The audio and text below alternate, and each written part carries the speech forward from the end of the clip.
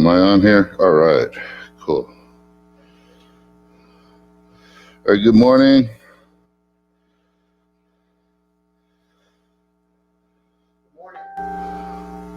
And we're live. All right. Go ahead. Kind of a couple scriptures. We don't have a ton of them.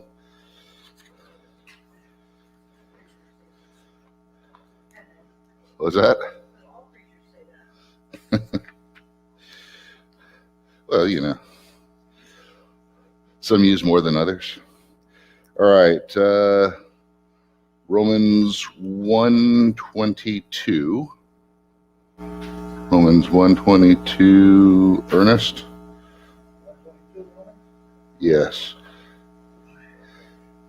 And then because you could also get 125 while you're there. Genesis 2:7. All right, Angie. All right. Yes.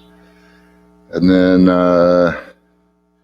Genesis 1:26 and 27. Junior, okay. All right, and then I think we have one more.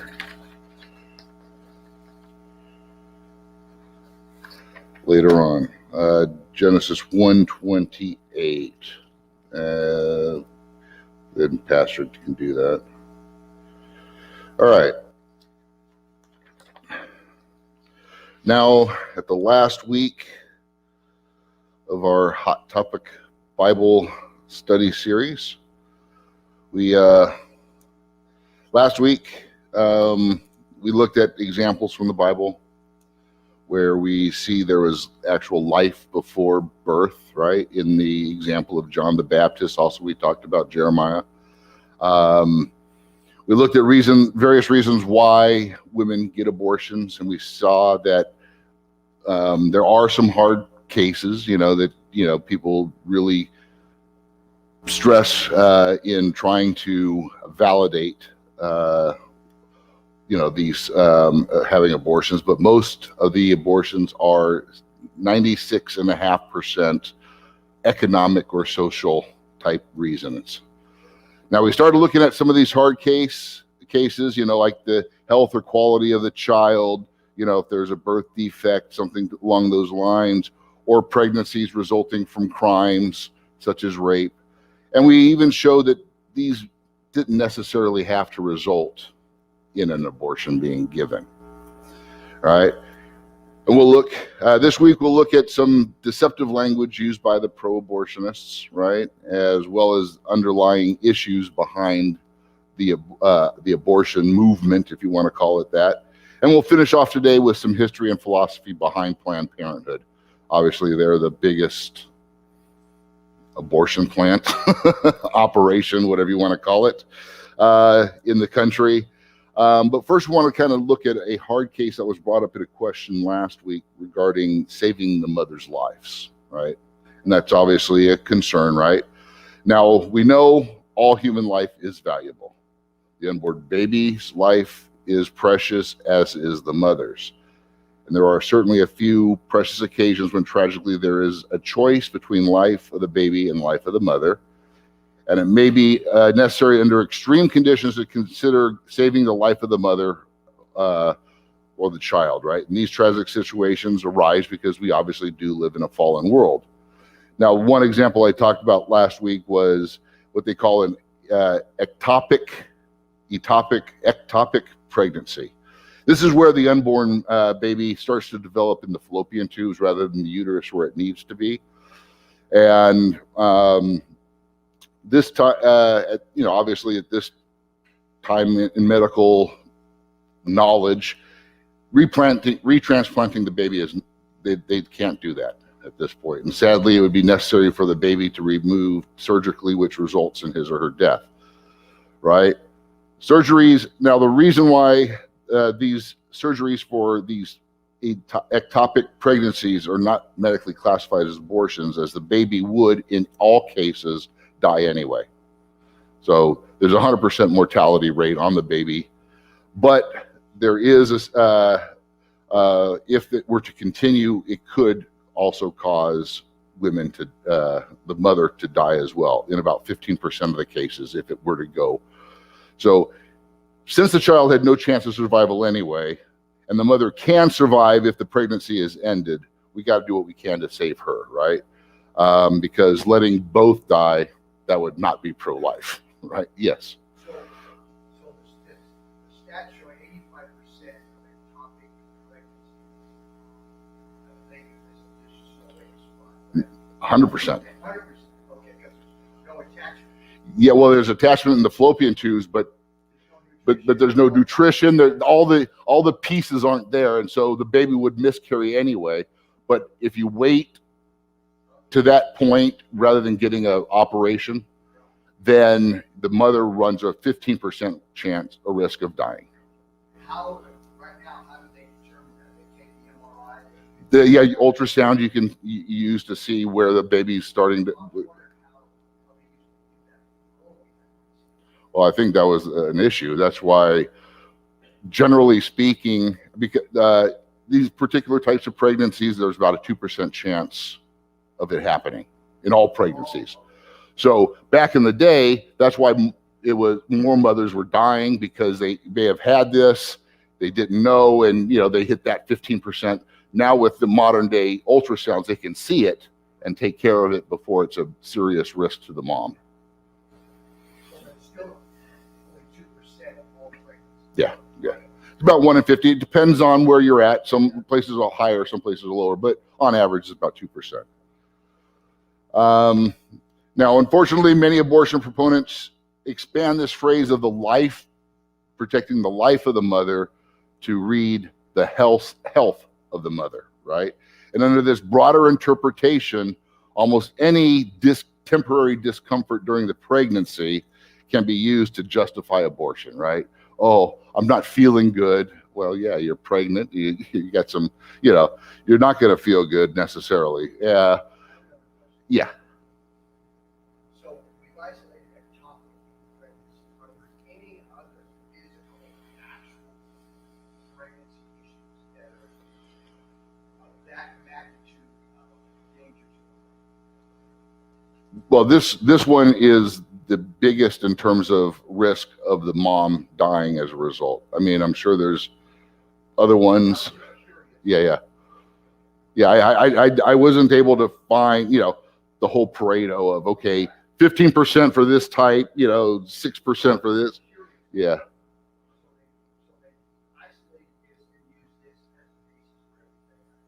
Yeah. They've taken the general, whatever else there is, risk of life to mom, and just related it to health of the mother, right? So, so they've expanded the scope of really, is it a life and death situation, right? Now, obviously, in fact, the two key court cases, Doe versus Bolton and Roe v. Wade, allowed abortion for virtually any or no reason at all under the guise of health for mom, right? This is altogether different from these few cases that we were talking about here, in which case the continuation of a pregnancy puts the mother's life in actual grave danger. There's a difference. And the one thing too with this particular type of pregnancy, it's 100% chance that the baby's going to die. So it's not, that type is not considered an abortion. So we got in a little bit of discussion. Short-term answer, abortion is wrong. And that's what we were talking about yesterday, or not yesterday, last week. And so there are cases that the woman has to terminate a pregnancy, but in this particular case, it's not really considered an abortion. At least they don't medically classify it as such, because the fetus would abort or miscarry anyway. All right. So now we talked about this language thing, right? And remember last week we had that I read a snippet of this speech that this one lady with Down syndrome had, that she was able to come to this conference and speak. And she said, I have Down syndrome. I may have Down syndrome, but I am a person first, right? And this issue of personhood leads us to examine the use of terminology that's used in this abortion debate. The terminology is important because the language that denies the humanity of the unborn child makes it easier for abortionists to make their case, right? It's kind of a, well, we'll get into it. We'll see the euphemism, right? The unborn baby is often referred to in two different terms, right? We have an embryo, which is the fertilized product of, conception, from implantation to about 8 weeks. And of course, fetus indicates a baby from 8 weeks all the way to birth. Now, such terms are often easier to use, right, if the baby is terminated, right, as they don't necessarily sound human, right? They turn euphemistic, right? The phrase, "we'll suction out the embryo," sounds a lot better than "we're going to kill the baby," right? You can kind of disassociate yourself using one set of terms rather than another, right? And what I did find interesting was the origin or the etymology of the word fetus. It actually means little one. Yeah. So, and then there's also this word conception, right? It's always been, a lot of people still think of it that way. I know I do. It's been when the sperm and the egg actually combine, right? Or basically at the point of fertilization. But check this out. The 27th edition of Stedman's Medical Dictionary now defines conception as the implantation of the combined sperm and egg in the lining of the uterus.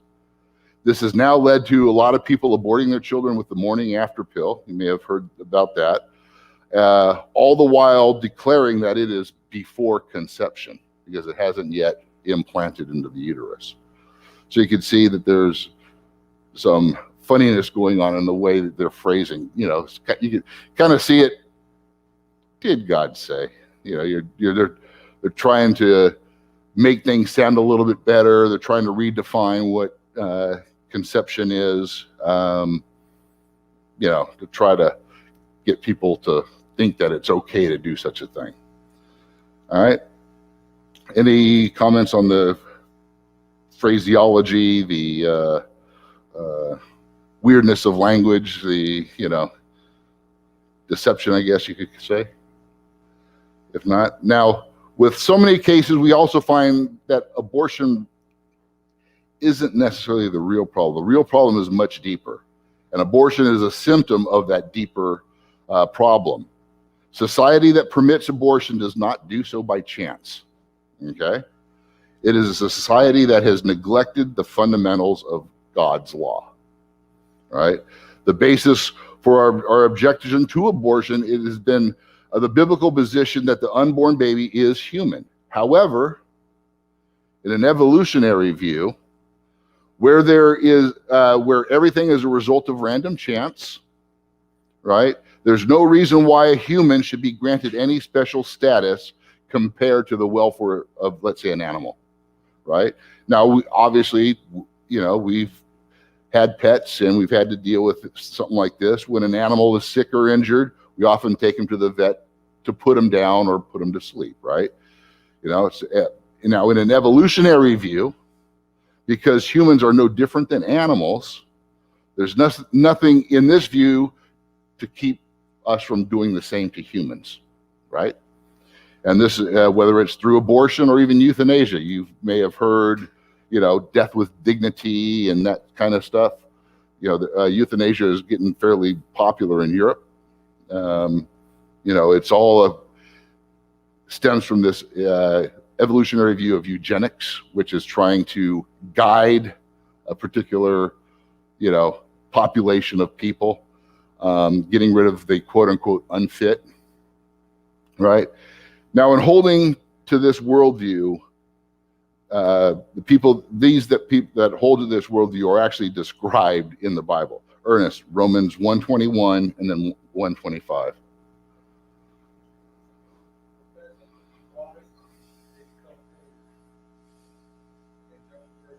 Yeah. Who exchanged the truth of God for the lie and worship and serve the creator, creature rather than the creator who is Right. See, now obviously in the context here, they're talking about people, doing all kinds of weird things. God gives them over to, a debased mind, to do their own, and it goes. We talked about this particular verse in the homosexuality section, but also in general, even evolutionists, they've gone crazy, right? Claiming to be wise. In the translation I have, claiming to be wise, they instead became fools, right? And they traded the truth of the lie. Now, the difference between the welfare of humans and animals, it stems back to Genesis, back to the beginning of the Bible. Humans were not made out of nothing, or ex nihilo, in the way that animals were. Angie, Genesis 2:7.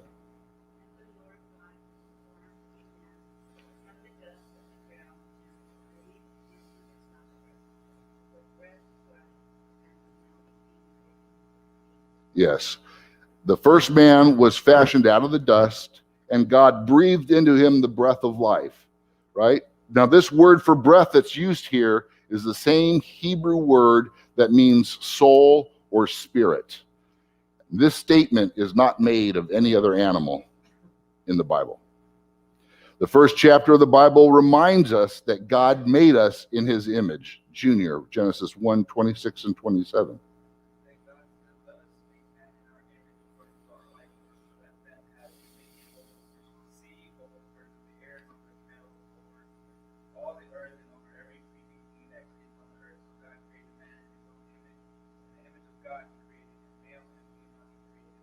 Right. So obviously, when we talked about this the past couple of weeks, right? We are image bearers of God, every single one of us, right? But look what else verse 26 says. It says that we are to have dominion over, and said a whole bunch of animals, right? So right there, we're not just animals, right? So there's a clear distinction that's made between man and animals based upon the word of God. However, evolutionary beliefs have influenced us into thinking that we are simply evolved animals. Basically we share a common ancestor with the ape. And even beyond that, we are supposed to share a common ancestor with all mammals and even bacteria for that matter. If you go, if you take Darwin's tree of life all the way back to the very beginning, right? At the turn of the century, there is a pop song that was kind of morally devoid, but one of the verses in there, it says, "You and me, baby, ain't nothing but mammals." All right. Now, if that's the case, then the arguments against abortions become very hollow, right? If we're just animals, victims of circumstance, chance, then there's no sanctity of life that can be established, right? Even if the unborn baby is human, such humans are dispensable if we're just mammals, right? The dignity of human life means nothing if humans have evolved through millions of years of death and disease and bloodshed. But the Bible's position is vastly different, like we just talked about. We did not evolve through millions of years of death, disease, and bloodshed. We are not just animals. We are special because we are made in the image of God. But now, obviously, we are fallen from that state, from that image, yes, but that image still sets us apart from all the animals.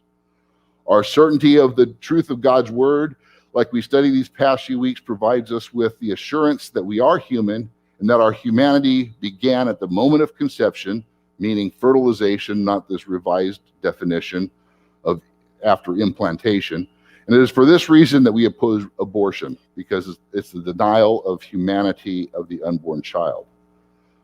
But because of this, we must not only get this message out, but we also need to provide grace to women who have had abortions, give them grace rather than scorn. All right, we can do this through sharing of the forgiveness, the power of forgiveness of the gospel. All right, to women who don't know God yet or Jesus yet. But I'm also talking about the women in church as well. I read this one survey, and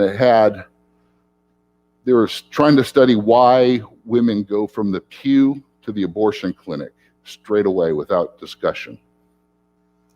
And one of the statistics I found highly shocking. About 43% of women who have had abortions were churchgoers, right? When they ended the pregnancy. Now, nearly 2/3 of them, 64%, close to 2 in 3, if these women, of these women believe that church members are more likely to gossip about women considering abortion than to help them understand other options, right? And Steve McConnell, he's a vice president of Lifeway Research, says that's a huge opportunity for the church to have an impact on women that are making these decisions. The survey also found that 59% of the church-going women thinking about having an abortion experience judgment and condemnation. That's nearly double the 30% who experienced a caring or helpful reaction. That was kind of eye-opening.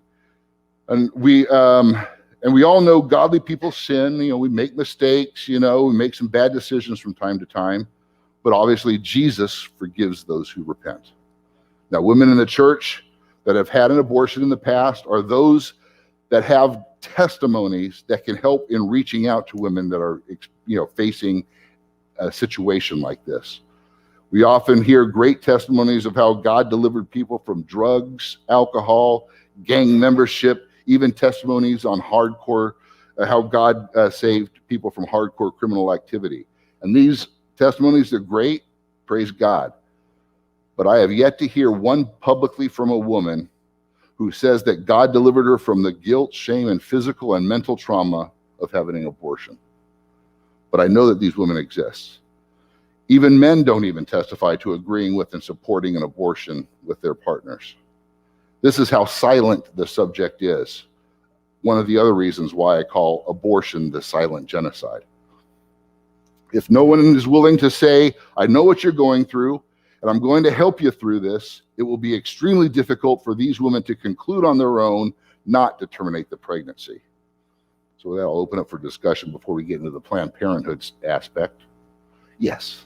I was just going to say, women are the ones who seem to judge more, and the men seem to get a pass. And just feel. Oh, yeah, men are involved. Now, obviously, men can more easily hide in the corner because eventually the woman's kind of going to, there's going to be some evidence, right?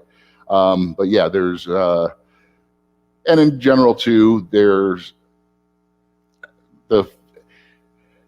it has become embedded in this society that it's more of a woman's thing, especially when we were talking earlier about, my body, my choice, right? Men will say, yeah, okay, yeah, it's a woman's thing. It's her body, her choice, right? And, rather than taking, I guess, responsibility, they can run and hide, which is the wrong thing. I think there are men involved. It takes two to tango, right? And so, so there's some problems there. But yeah, good point. But yeah, women get a lot of scorning, so yeah, Pastor. I can understand that, but the problem would be that any righteous decision you make is not going to be received well by those who oppose the decision.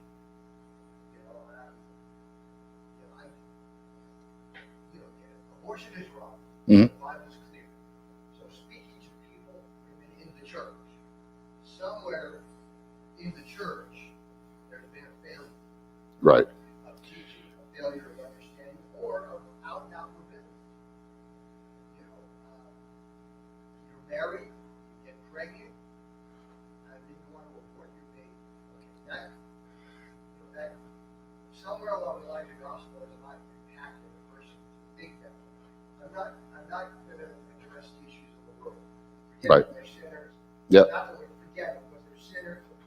Mm-hmm. But your statistic about being in the church, I find it very static. Yeah, I did too. I read that, and this was research done by Careway. It was funded by Careway, which is it was a Christian organization, and Lifeway Research. Yeah, from the results of their survey, and they had.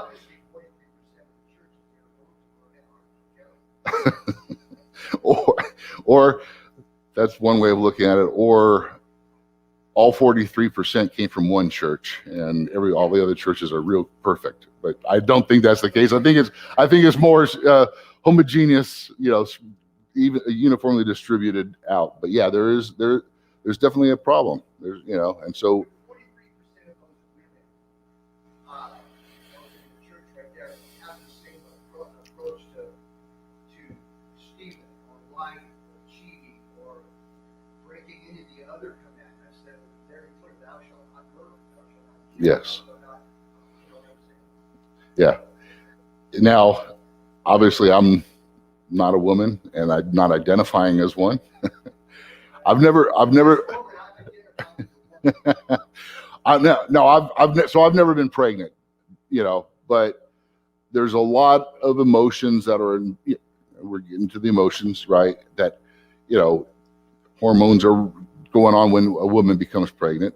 Now, if it's unwanted, that's compounded. And so there's a lot of stuff that's going on in these women's brains that may not allow them to see beyond my issue today, right? I'm in this situation and not looking at the long term. And that's where I think women that may have had abortions or close to someone that has had them can to minister to each other a lot better than I can, because I really don't, I haven't walked a mile in their shoes, right? So there's an opportunity there. Yeah. I would agree with that, but I don't think Jesus walked a mile. No. And so they still make the same statements. Right. I don't want to justify. I don't want to be in danger of justifying a crime because of the emotional content. Yes. Yeah. No. Well, I don't think any crime can be, but we can see the situation where stuff can cloud. I mean, if we look at David, right? He, got Bathsheba pregnant, and then he went into this whole whirlwind of how do I cover this thing up, right? How do I fix the situation? So anyway, I think those statistics were fairly shocking, and we need to, if something happens with a mistake, whatever happens, there are other avenues other than terminating. Terminating just seems like a quick, easy way to be done with it, but I think, we need to be pushing, hey, look, there's another route. There's adoption. There's, raising it yourself, it's not going to be that bad. We can help you. Yeah.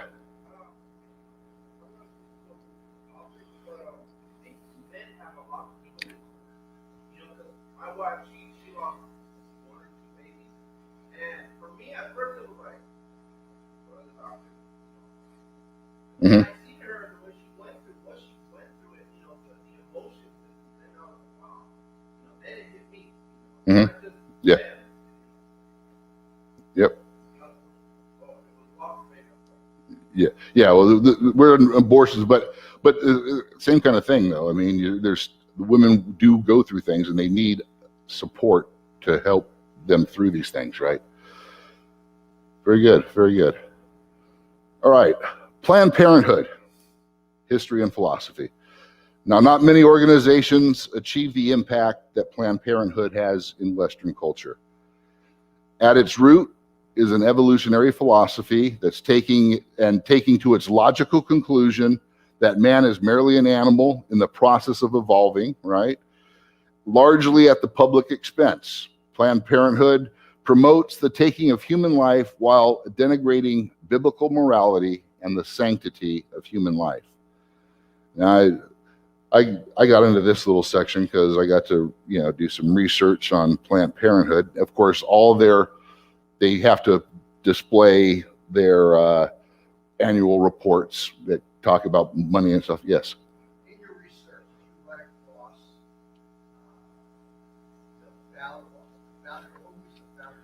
Margaret Sanger. I'll get to that. Yes, I will get to that. Absolutely. Yes.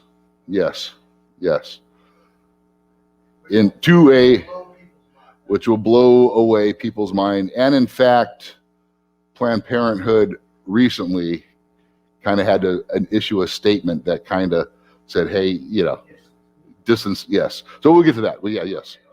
All right. Now, in their 2020 annual report, Planned Parenthood received, get this number, $1.641 billion in gross revenue. And with that came $69.7 million in profit. It's a nonprofit organization. All right. 38% of this, which was about $100 million, came from U.S. taxpayers, you and me. Another $500 million came from private donations. This international nonprofit organization has over 120 affiliates, operating more than 600 local health centers across the United States, plus 96 partner organizations in 10 key focus countries. All right, so that's kind of their overview. Now, in 1923, Margaret Sanger, a nurse from the Lower East Side of New York, established the American Birth Control League, now known as Planned Parenthood, after traveling to Europe to study birth control methods. Planned Parenthood began as a dream of Margaret Sanger, a eugenic pro-abortion advocate, right? The organization was found to maintain a so-called fit nation to keep society from being filled with, in the words of Sanger, the most far-reaching peril in the future of civilization, referring to people of different ethnic groups. All right. Sanger endorsed the 1929 Buck versus Bell decision, in which the Supreme Court ruled that states could forcibly sterilize people deemed unfit without their consent and sometimes without their knowledge. The American Birth Control League has targeted low-income families as the most in need of birth control. In 1942, after the Nazi horrors discredited outright eugenics, which is basically killing the unfit to breed a master race, the American Birth Control League was renamed Planned Parenthood. At that time, the organization's affiliates made legal access to unrestricted abortion a high priority. One medical director stated, "You can't get adequate fertility control with contraception alone. You have to grapple it with sterilization and abortion." Therefore, Planned Parenthood began pressuring governments to limit births through incentives and punishments. The organization also called China's brutal one-child campaign, I don't know if you've heard of that, they called that a stunning success. Right? In China, you were only allowed to have one child, you know, population control. And many times, if a female was born, had a daughter, she would disappear, and then they'd have another child.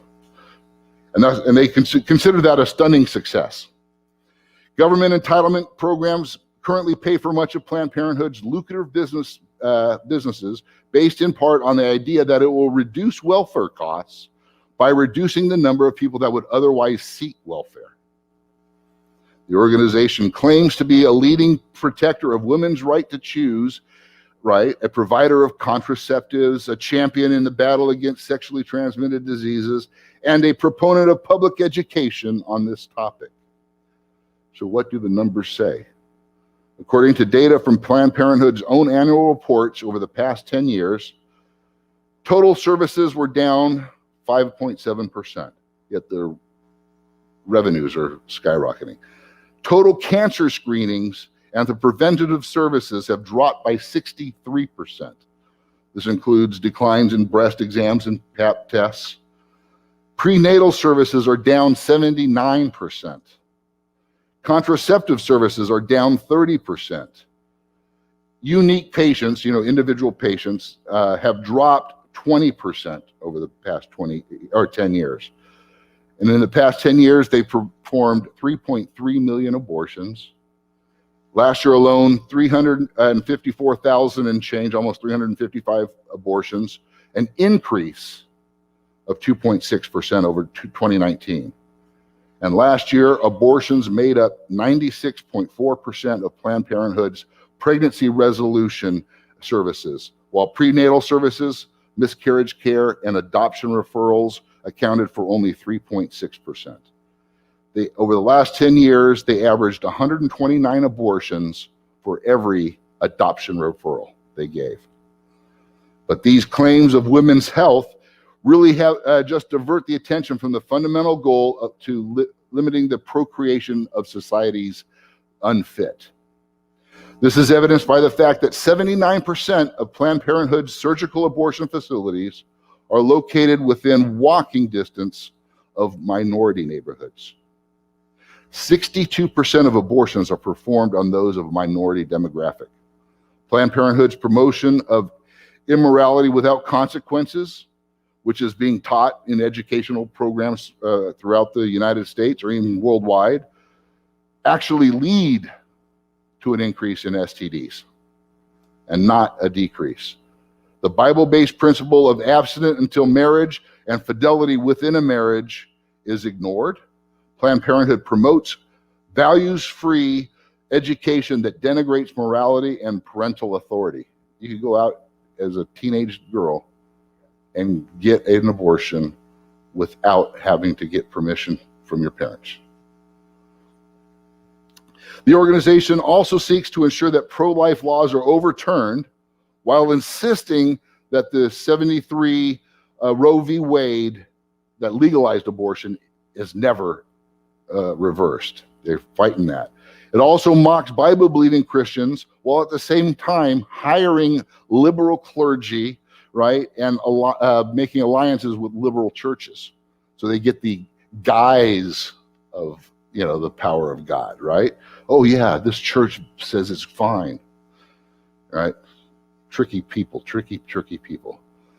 The good news is that there are creative and courageous people that are counting Planned Parenthood through pro-life pregnancy centers, legislations, programs that promote abstinence until marriage and fidelity within the marriage.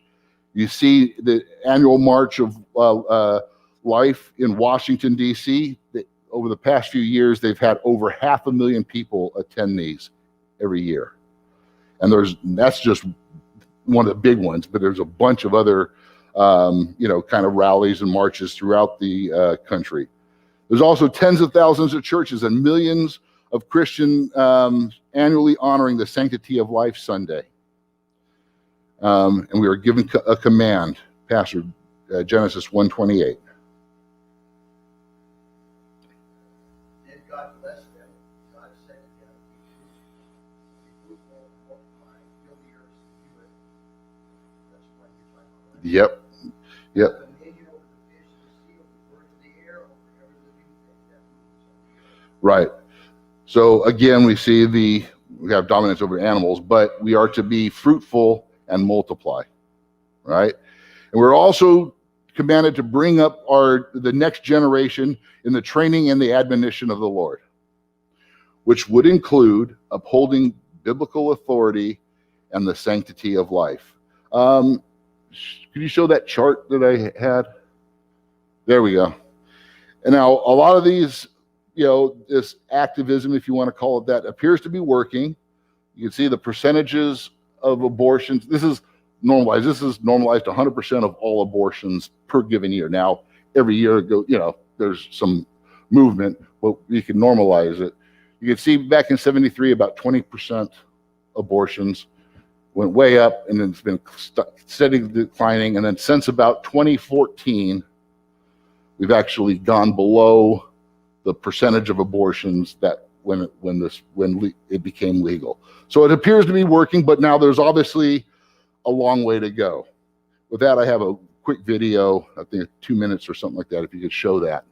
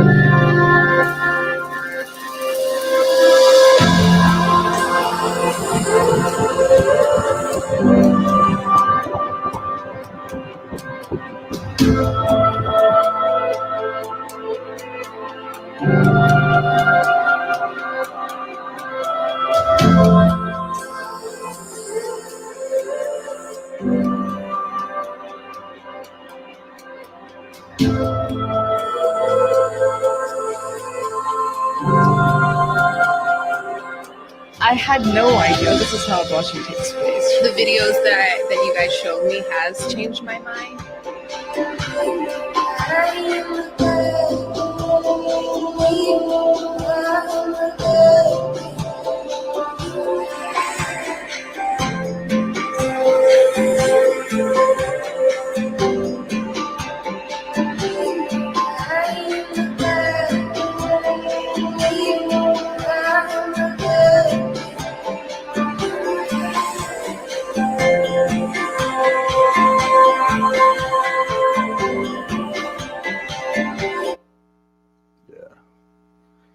All right.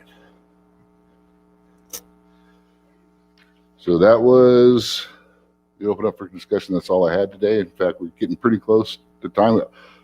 6 minutes only. We're going to limit it to 6 minutes of commentary if it even takes that long. So it can be done. It can be done. People just need to stand up, like the video saying, doctors refusing to do these. Local areas, protesting. I mean, we're not necessarily supposed to be civil unrest, but there's pressure that can be put on. Yeah, David. Even in the schools, what they have now, I remember back then when I was going to high school, they even have a class for girls that are pregnant. And, a lot of these girls, they were excited to go to this class. They sponsor them and, Yeah, well, now, unfortunately, a lot of school, a lot of school districts are in support of hiding the fact that a young girl may go out to get an abortion. Not telling the parents. There's been video of Planned Parenthood talking to administrators in schools, saying, "Hey, look, if the girl has to go out to get an abortion, then we fudge the attendance records to say that she was in school." So I mean, maybe in the past there were things to help what they used to call wayward girls to support. Now it's go ahead, just get the abortion. We won't tell your parents. We'll hide the fact that you were gone. No harm, no foul. Yeah.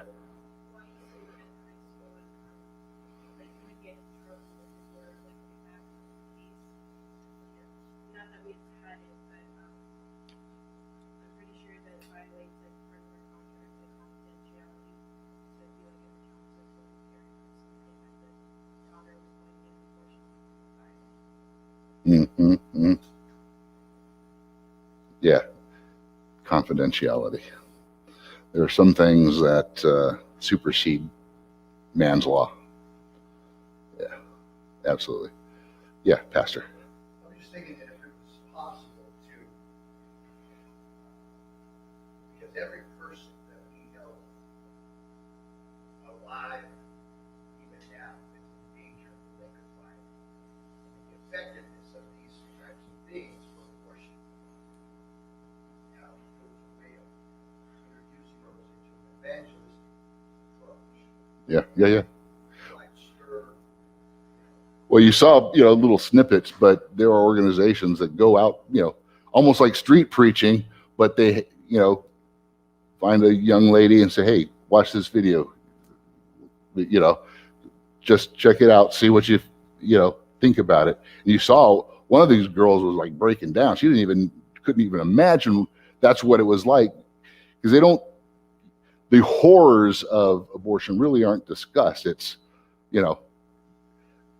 clouded language and, is, well, the church is doing the same thing because sin is not as bad as it's supposed to be. well, yeah, that, Materialism is bad. yep. And blah, blah, blah. So it's, abortion just seems to be a primary subject. I think as a church, while we need to focus on this, I think we need to not be distracted from the reality that there's a lot, everybody is lost.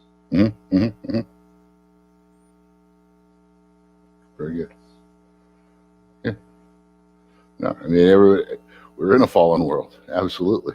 And, there are, I mean, you preach quite often, and, a lot of us preach where a lot in the church are not preaching sin and, what's going to happen as a result, a lot of that gets covered up. And I mean, obviously abortion is another sin, right? It's, something that needs to be dealt with, but it seems More tangible. and it also is a lot more quiet. It's a little more quote unquote taboo than, it seems that way. It shouldn't be, but it just kind of seems that way just due to various stigmas that might be attached to it.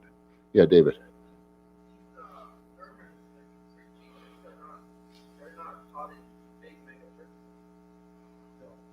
I don't know if they are or not. I mean, that's kind of why we wanted to do these hot button series. It's because, yeah. Good. Fellowship is unique, and we can front social and preach. That's what we make. All right, we're going to go ahead and cut it off. Got 10 minutes till regular service. If we could, Alex, could you pray us out? Thank you for this discussion this morning, this Bible study. I pray that you would continue to fill our minds with things that are your word, and to be able to speak your word with boldness to the people of the world.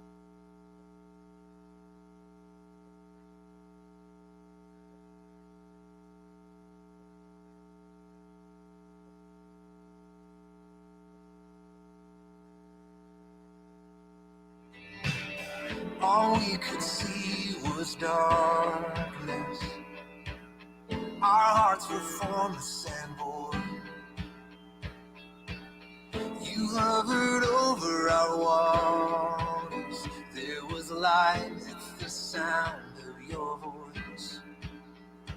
With every new sunrise, we will come alive. You bring life where there is none.